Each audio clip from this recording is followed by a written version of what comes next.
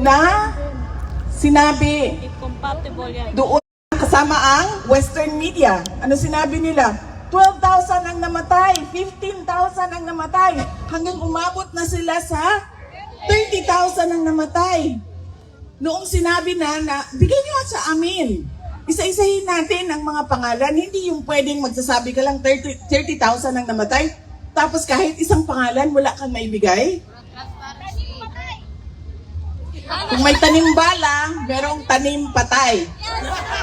Yes! Diba? Tanim bukog!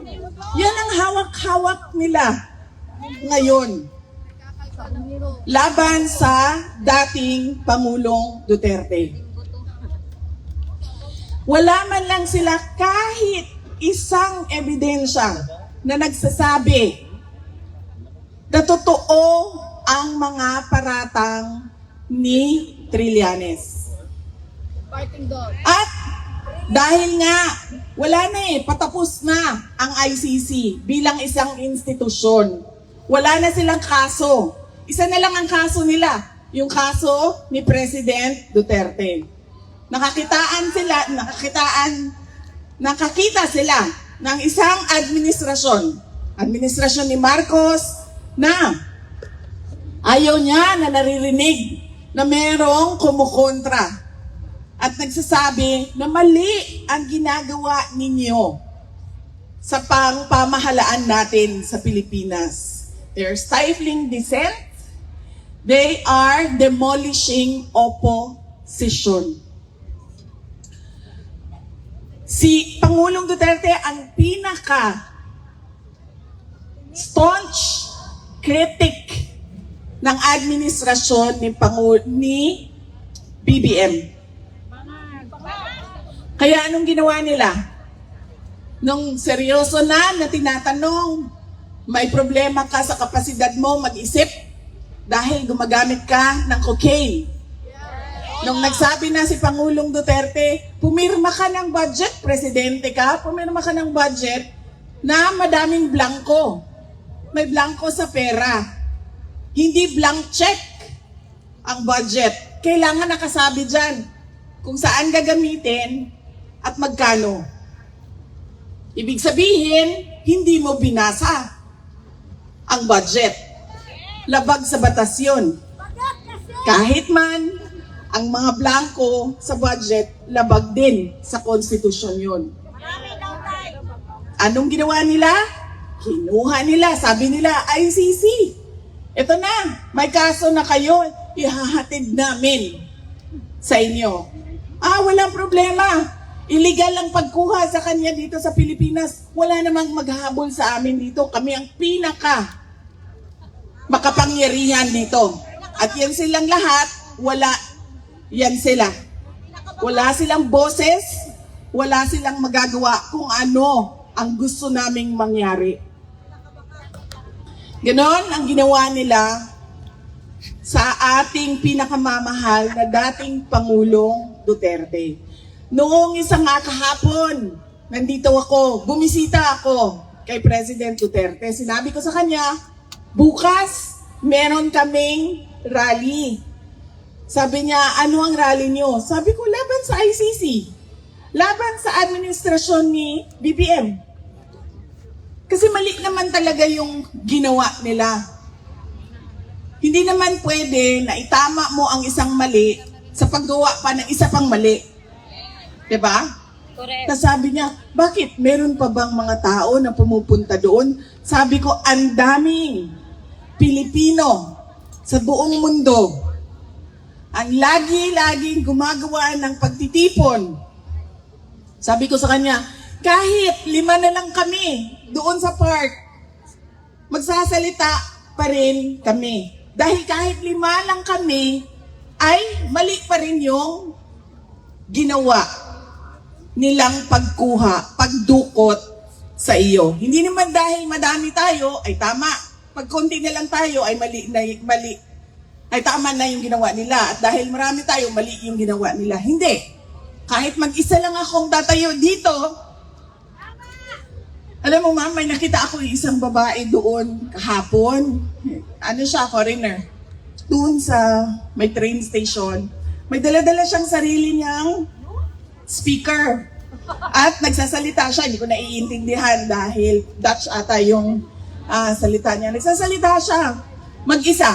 Walang nakikinig sa kanya, walang nakatayo sa harap niya, pero nagsasalita siya. Naisip ko, aabot din ng panahon na gano'n na rin ang gagawin ko. Kahit mag-isa ako, magsasabi ako sa ICC, mali ang ginawa ninyo. At pinagpipilitan nila ang mali na ginagawa nila dahil dinidikdik nila sa ating lahat ang kanilang mga paniwala. It's a very Western-centric mindset. Nakita niyo ba kung meron silang nakuhang mga malalaking detainees, mga akusado? Saan sila lagi kumukuha ng mga tao na nililitis nila? Sa Africa. Andun sa loob, kasama namin. Hindi ko lang sila makausap dahil French ang kanilang pananalita. Ganon ang ginawa ng ICC. At ngayon, dahil alam nilang dalawa, alam ng ICC, alam ng administrasyon ni BBM na wala kahit isang ebidensya, ay gumagawa na sila ng ebidensya. Lahat ng namatay, war on drugs. Yes. Lahat ng buto, War on drugs. war on drugs.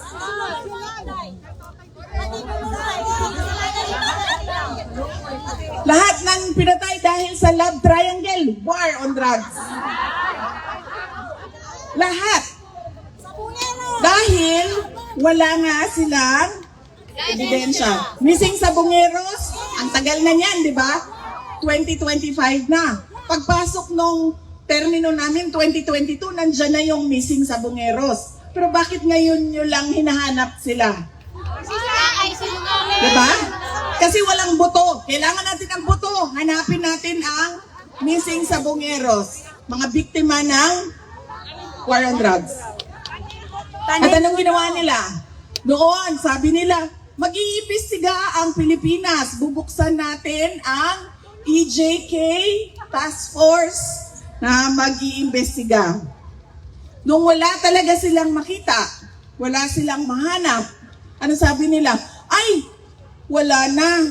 Sinunog na lahat ng ebidensya. Guys, sinungaling. Nawala na lahat ng ebidensya. Sinunog na. Nag-imbestiga na nga noong 2012, di ba? Sa panahon ni dating Justice Secretary Laila De Lima. May dala-dala pa siyang bungo noon. Kung maalala niyo, di ba? May dala siyang buto. Tapos, buto pala ata ng baka yon kasi lechona ng baka yung Lalo.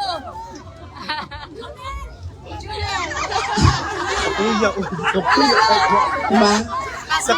Nag-imbestiga na sila 2012.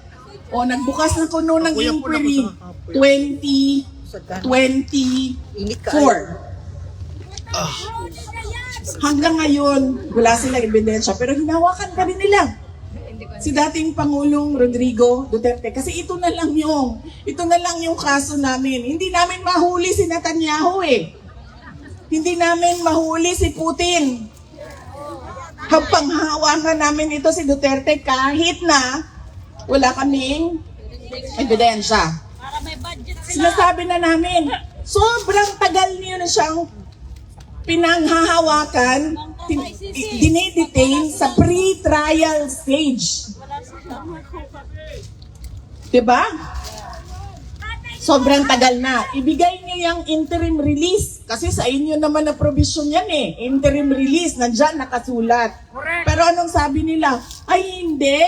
Hindi pwede. Dahil ang gagawin niya ay tatakbo siya. A flight risk daw. Paano naging flight risk yan? Nahirapan na nga yan umakyat ng eroplano. Paano mo itakbo yan Na pag sinabi mong, oh tara na, pack up na, nandyan na sila, huhulihin tayo, hindi nga siya makalakad ng maayos. At saka wala siyang ibang gustong puntuhan, kundi umuwi sa Davao City. Sinasabi niya, yung mga supporters, oo, totoo, matanda na siya, pero yung mga supporters niya, tinitreaten nila ang mga witnesses, mga prosecutor, ang ICC. Wala ngang witnesses, sinong ititreaten? Kaya nga. Mawalan sila ng budget. Ang sinasabi nila, ay, madami siyang baril, madami siyang pera. Ngayon nga, binibenta na nga yung bahay niya kasi duda ko, kailangan ni Hanilet ng pera. Diba? Hindi na makatarungan yung sinasabi nila sa paghawak at pag-detain kay dating Pangulong Rodrigo Duterte. Kaya sabi ko, hindi ako mapapagod sa paulit-ulit na pagsabi sa kanila. I-dismiss na nila yan o di man ibigay nila ang interim release. Yes. Dahil meron ng bansa na nagsabi, tatanggapin namin siya dito. Lahat ng gusto ng ICC, gagawin namin. Ibigay niya sa amin si Duterte. Meron na eh. So bakit niyo pa kukontrahin yan? Alam niyo namang mahina yung kaso. Takot sila. Kasi wala na silang kaso pag na-dismiss ang kaso ni Duterte.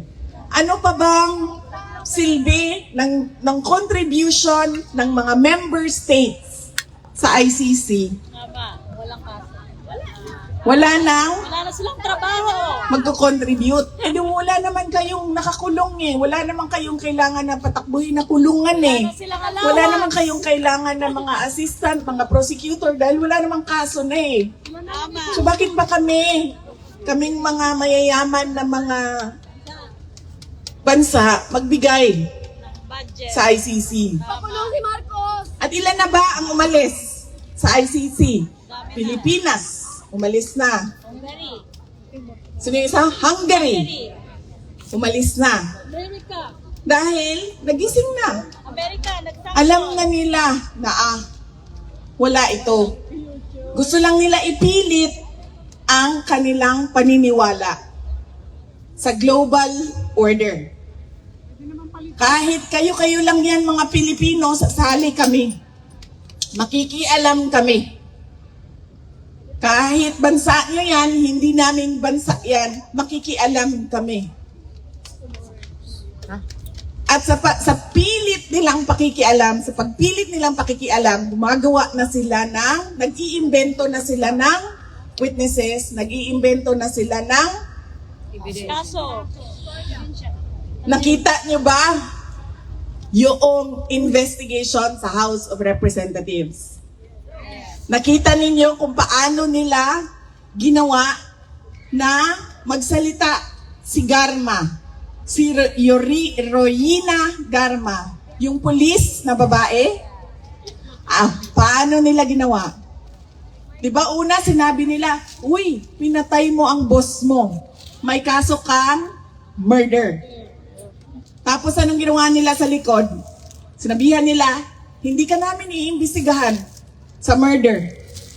Mag-witness ka kay Duterte. Saan ang investigasyon ngayon sa murder ng boss niya? Wala, di ba? Kasi yun ang kapalit. Magsalita ka na magsalita. Kasi kailangan namin ng witness. Dahil wala kaming hawak kahit isang ebidensya. Hindi lang yan si Royina Garma, meron pang isa dyan na pinipilit nila na magsalita. Sabi nila, i-threaten daw yung witnesses. Ang tagal na alam ni Pangulong Duterte na pumapasok ang ICC sa Pilipinas. Kahit isang beses, meron ba siyang ginawa kay Las Cañas? Ang tagal na Las Cañas nagsasalita. Kahit isang beses, may ginawa ba siya kay Matubato? Ang tagal na ni Matubato nagsasalita. May ginawa ba sa mga ICC prosecutors na pumasok sa Pilipinas? Wala. Pinipilit lang nila yung gusto nila at naghahanap sila ng justification para sa injustice na ginawa nila kay dating Pangulong Rodrigo Duterte.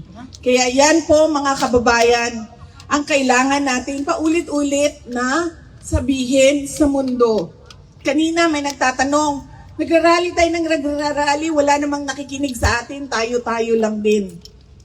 Ano bang pwede nating gawin? Madami sa inyo ang dual citizens na. Yes. Diba? Yes. Madami sa inyo, ang karamihan sa inyo, majority dito, 90% or 98 siguro percent ay tiga Europe. Yes. Yeah. Sabihan ninyo ang mga gobyerno ninyo.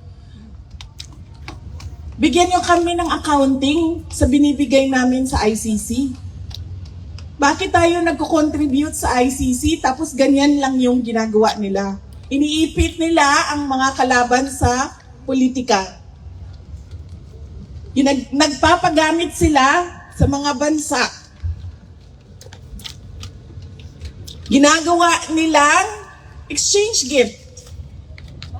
Ang kaso nila para sa kooperasyon ng may problema sa politika. Yan ang pwede nating gawin. Pilitin ninyo ang mga gobyerno ninyo magtanong. Bakit kayo nagko-contribute sa ICC? Bakit kayo nagko-contribute sa isang institusyon na ang ginagawa ay isang injustice sa aming kababayan?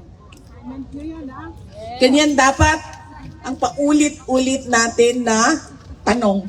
Ganyan din ang paulit-ulit natin na sasabihin sa ICC. Huwag nyo na ipagpilitan ang mali ninyo.